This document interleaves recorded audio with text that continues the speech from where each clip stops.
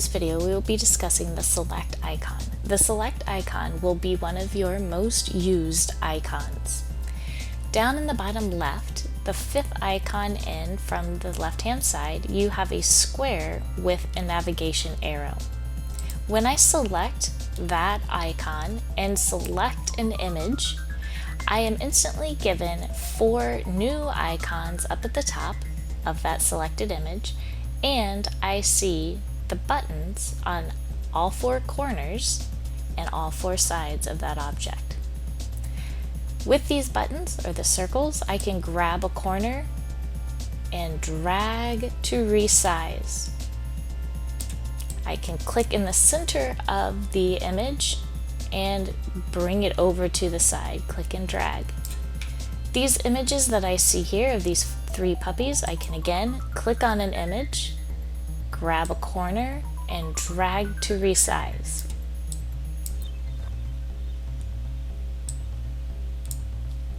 If I have an image that I want to have facing an opposite direction, I can grab a side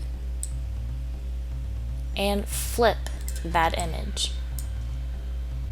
Also, what I can do is I can take an image and I can rotate that image.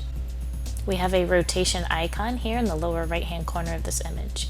If I click and drag using that rotation icon, I can turn my image upside down. This is fantastic when you're thinking about putting your Prowise panel into tabletop position.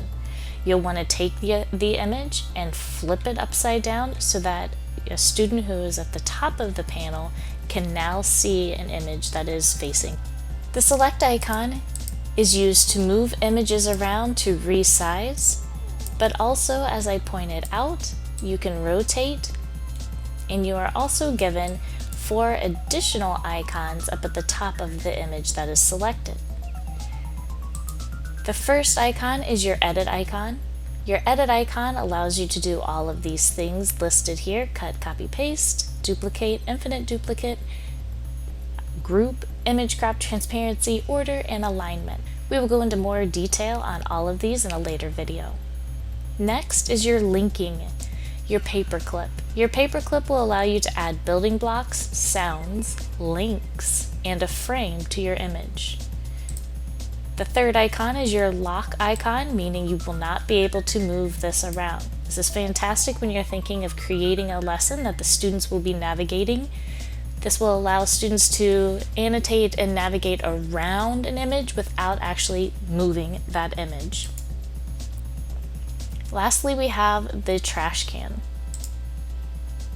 which will, of course, remove the image from your screen.